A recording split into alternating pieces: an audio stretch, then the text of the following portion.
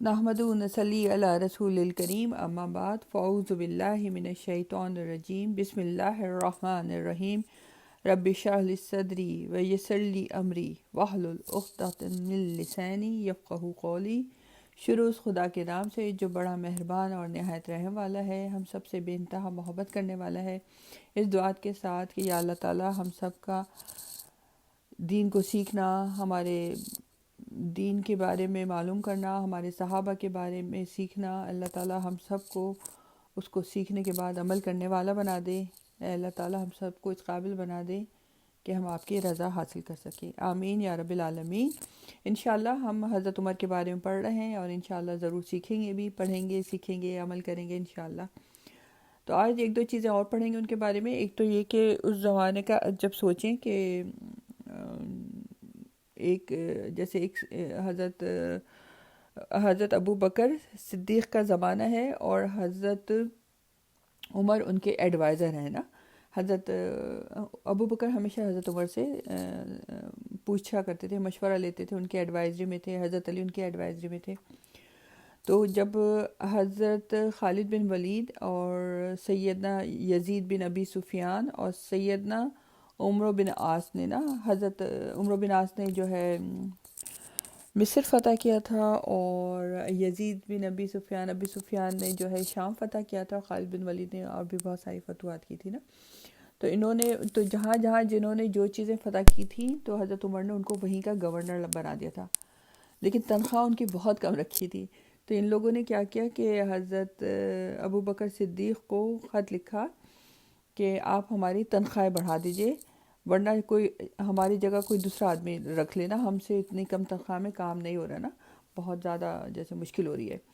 تو سیدنا ابو بکر صدیق نے حضرت عمر کو بلایا اور ان سے مشورہ لیا کہ بتاؤ اس بارے میں کیا کریں نا۔ تو حضرت عمر نے کہا کہ ان کی تنخواہوں میں 1 درہم بھی اضافہ نہ کریں۔ تو انہوں نے کہا اگر وہ پھر کام نہ کریں تو ان کی جگہ کون کام کرے گا؟ تو جو ہے حضرت عمر نے کہا کہ میں سنبھال لوں گا، آپ مجھے کچھ نہیں دے گا، یعنی کہ انہوں نے کہا وہ سارے یہ جو ہے جیسے خالد بن ولید، یزید بن ابی سفیان اور سیدنا عمرو بن عاص جو ہے جتنے بھی کام کر رہے ہیں میں سارا کام کروں گا، لیکن ان کی تنخواہ نہیں بڑھائیں، کیونکہ جو ہے ہوگا کیا کہ ان کو کم تنخواہ میں کام کرنے کی عادت پڑنی چاہیے اور عیاشی کی زندگی نہیں گزارنا چاہیے۔ اچھا پھر جو ہے جو راوی ہیں اس جو روایت کے وہ نافع ہیں نا، جو کہ حضرت عمر کے آزاد کردہ غلام تھے۔ تو راوی کہتے ہیں کہ حضرت عمر نے تیاری کر لی کہ وہ جائیں گے نا، وہ جا کے چیزیں سنبھالیں گے وہاں پہ ایریاز میں۔ تو حضرت عثمان کو خبر ہوئی نا، سیدنا عثمان غنی جو تھے، تو انہوں نے حضرت ابو بکر صدیق سے کہا، دیکھیں کتنی امپورٹنٹ بات ہے یہ، اب آپ سنیے کہ انہوں نے کیا کہا کہ اے اللہ کے رسول صلی اللہ علیہ وسلم کے خلیفہ نا، یعنی کہ وہ جو اللہ کے رسول تھے حضرت حضور صلی اللہ علیہ وسلم، اور اس کے بعد ان کے خلیفہ جیسے حضرت ابو بکر نا، سیدنا عمر فاروق کا آپ کے پاس رہ کر مشورہ دینا مسلمانوں کے لیے اس تھوڑی سی چیز کے مقابلے میں زیادہ فائدہ مند ہے، بس آپ ان کی تنخواہ بڑھا دیں، کیونکہ آپ کے بعد سیدنا عمر ہی جو ہے خلیفہ ہوں گے۔ دیکھیں، یعنی انہوں نے کہا کہ آپ تھوڑا سا پیسہ بڑھا دیں، نہیں بڑھا رہے ان لوگوں کو، اور ان لوگوں کی جگہ آپ حضرت عمر کو بھیج رہے ہیں وہاں پہ کام کرنے کے لیے، لیکن حضرت عمر کا آپ کے پاس رہ کے آپ کو اچھے مشورہ دینا بہت ضروری ہے، تاکہ آپ کے پاس رہیں اور آپ کا کام بہتر طریقے سے ہو، کیونکہ سب کو امید تھی کہ حضرت عمر ہی حضرت ابو بکر کے بعد خلیفہ بنیں گے نا۔ تو ان کو بھی جیسے یہ سسٹم سیکھنا چاہیے نا کہ کام کیسے ہو رہا ہے، کہاں سے کیا خبریں آ رہی ہیں، کہاں پہ کیا پریشانی ہے، کون سی چیزوں میں مشکلات آ رہی ہیں، کہاں پہ لوگوں کے لیے کیا مسئلے مسائل آ رہے ہیں۔ تو یہ ساری چیزیں جب وہ گورنمنٹ میں رہیں گے، یعنی مدینہ میں رہیں گے اور آپ کے ساتھ دیکھیں گے، تو پھر ان کو بہت اچھی سمجھ آئے گی۔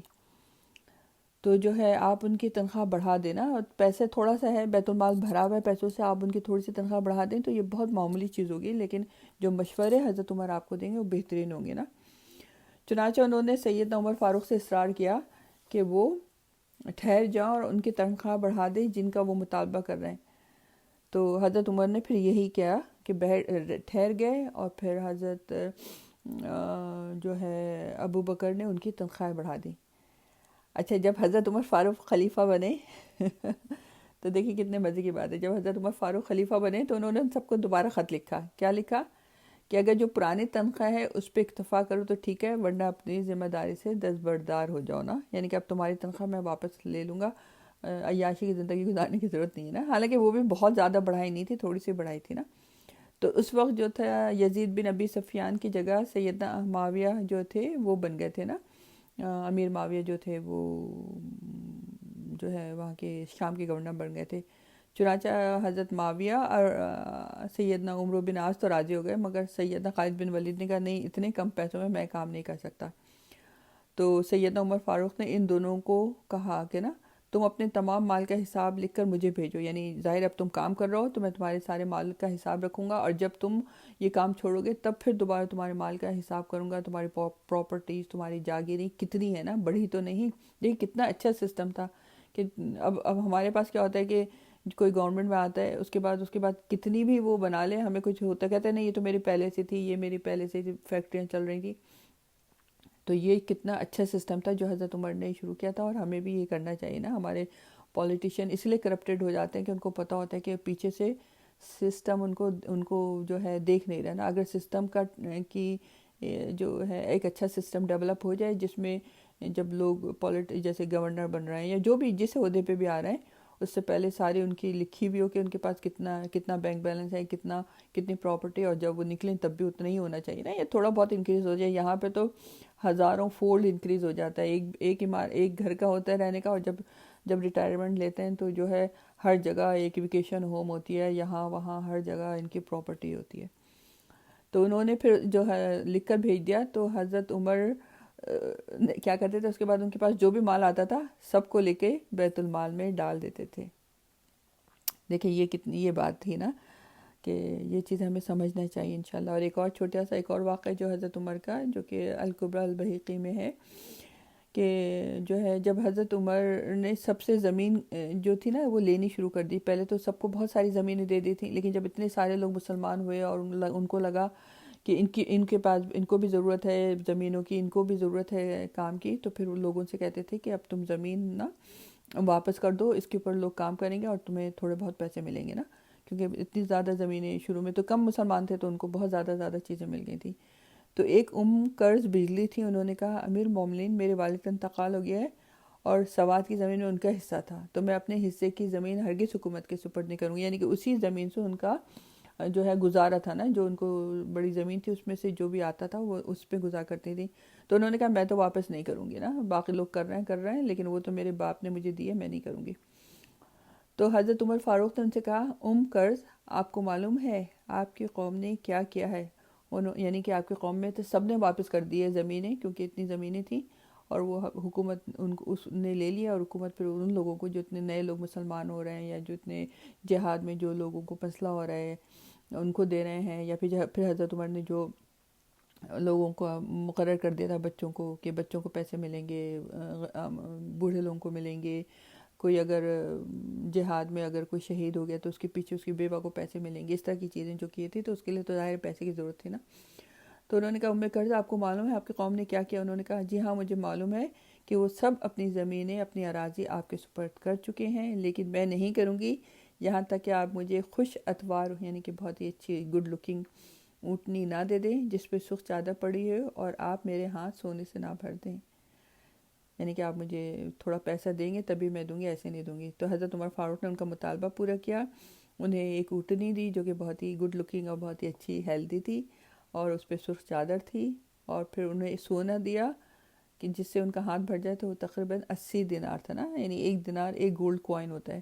تو تقریباً انہوں نے اپنے دونوں ہاتھوں میں 80 گولڈ کے کوائن بھر لیے نا، ان کے ہاتھ سونے سے بھرے. تو وہ حضرت عمر نے دی اور پھر ان سے زمین لے لی. تو دیکھیں یہاں پہ یہ بات بھی ہمیں کتنی اچھی سمجھ میں آتی ہے کہ اگر کوئی مجبور ہے، جیسے ان کے والد نے ان کو دی تھی اور ان کے پاس وہی گزارا تھا، تو انہوں نے یہ نہیں کہا کہ نہیں تم بس سارے لوگ لکھو نا. یعنی کہ یہاں پہ جو کہتے ہیں نا کہ عدل بلائنڈ ہوتا ہے، جسٹس از بلائنڈ، اور جو ہے تو یہاں پہ ہمیں ضرور سوچنا چاہیے کہ جسٹس بلائنڈ نہیں ہوتا، اور ہر انسان کے ساتھ سوچنا چاہیے اس کے فیصلے کے ساتھ کہ اگر ایک رولز اور ریگولیشن ہے تو اگر اس میں کسی کے لیے نرمی ہو سکتی ہے تو اس میں ضرور نرمی کرے نا. جو رولز اور ریگولیشن ہوتے ہیں اس میں لوگوں کو لحاظ سے نرمی کی جا سکتی ہے. جیسے ہے نا کہ اگر کوئی آدمی چوری کرتا ہے، میں پڑھ رہی تھی روم کیا میں کیا کہاں ہوا تھا کہ ایک بچے نے جو ہے کسی جو ہے بیکری سے کوئی بریڈ وغیرہ کچھ چوری کی، تو اس آدمی نے پکڑ لیا نا جو اس کا تھا مالک تھا، اور اس نے اس کو لے گیا نا، تو لوگوں نے کہا معاف کر دو، کہنے لگا نہیں اس نے تو میری چوری کی ہے نا. اور پھر وہ جج کے پاس لے گیا، تو جج نے اس سے کہا کہ تم نے کیوں چوری کی؟ تو کہنے لگا کہ اس لیے کہ جو ہے میرے پاس کھانے کو نہیں تھا. تو کہنے لگا تمہارا باپ یا بھائی کچھ نہیں ہے؟ کہنے لگا میرا باپ تھا، وہ نوکری کرتا تھا، اس کی نوکری ختم ہو گئی ہے، وہ گھر میں بھوکا ہے نا، اور میری ایک بہن ہے شاید وہ بھی گھر میں بھوکی تھی، تو مجھے بریڈ چوری کرنی تھی تاکہ میں ان لوگ کو کھانے کھلاؤں.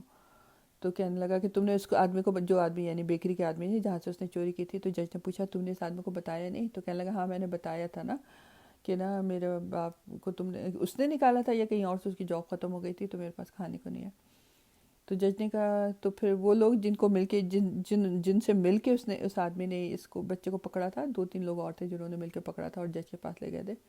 تو اس نے کہا تم لوگ کو شرم نہیں آتی کہ ایک بچے نے اپنے گھر کے کھانے کے لیے لیا اور تم اس کو پکڑ کے یہاں لے آئے ہو؟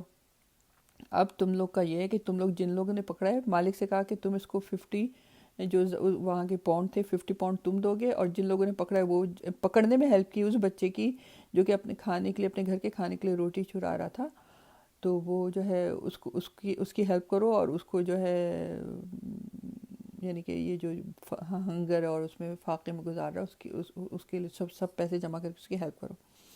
تو یہ کہ چوری بہت بری بات ہے، لیکن اگر جیسے ہمارے اسلام میں بھی ہے نا کہ قحط کے زمانے میں جو ہے اگر کوئی چوری کرتا ہے تو پھر اس کو معاف کر دو نا، کھانے پینے کی چیزوں کی نا، کہ آدمی مجبوری کر لیتا ہے. تو کچھ چیزیں ایسی ہوتی ہیں جس سے رو گردانی کرنی چاہیے. اب جیسے کچھ لوگ اسلام کے اوپر یہ بات بھی بناتے ہیں نا کہ اسلام میں جو ہے چور کی سزا ہاتھ کاٹنے کی ہے، لیکن چور کی سزا ہاتھ کاٹنے کی اس وقت ہے جب سارا سسٹم کام کر رہا ہوگا. جب اس وقت نہیں کاٹا جا سکتا ہے جب کسی کے پاس جاب نہیں ہے یا کسی کھانے کو نہیں ہے یا لوگ پریشان ہیں. جب پورا سسٹم کام کر رہا ہوگا، ہر ایک کے پاس جاب ہوگی، ہر ایک کو کھانے کے پاس ہوگی، اس وقت اگر کوئی چوری کرتا ہے تو وہ اپنی ایک ہیبٹ بن رہی ہے نا اس کی، اس وقت چوری کر رہا ہے، وہ کھانے کے لیے چوری نہیں کر رہا یا وہ اپنی عیاشیوں کے لیے چوری کر رہا ہے. تو پھر جو ہے اسلام پھر اس کو ہاتھ کاٹنے کی سزا دیتا ہے تاکہ پھر دوسرے لوگ عبرت پکڑے نا. کسی کے ہاتھ کاٹنے کی سزا ہو جائے گی چوری کی، تو 10 لوگ جو اپنی عیاشوں کے لیے سوچ رہے ہیں کہ چوری کر کے ہم جو ہے، جیسے ہوتا ہے نا لوگ آئی فون خریدنا چاہ رہے ہوتے ہیں تو آئی فون چوری کر لیتے ہیں کہ اچھا فون ہو جائے. لیکن اگر یہ چیز سمجھ میں آ جائے کہ چوری کتنی خطرناک چیز ہے، اللہ تعالیٰ کو بالکل نہیں پسند اور اس کے اوپر ہاتھ کاٹنے کا حکم ہے، تو پھر لوگ نہ کریں نا. اور پھر جس کا ہاتھ کٹا ہوگا سارے لوگ اس کو دیکھیں گے تو پھر کوئی نہیں چاہے گا نا کہ میں ایز اے چور مشہور ہو جاؤں. تو اللہ تعالیٰ کے ہر کام میں حکمت ہوتی ہے، ہمیں اس کو سمجھنا چاہیے. اللہ تعالیٰ ہمیں وہ بصیرت، وہ حکمت دے دے کہ ہم اپنے دین کو سمجھ سکیں اور اس کے اوپر عمل کر سکیں. وما علینا الا البلاغ. انشاءاللہ پھر کسی اچھی بات کے ساتھ حضرت عمر کی ملتے ہیں. والسلام علیکم ورحمۃ اللہ وبرکاتہ.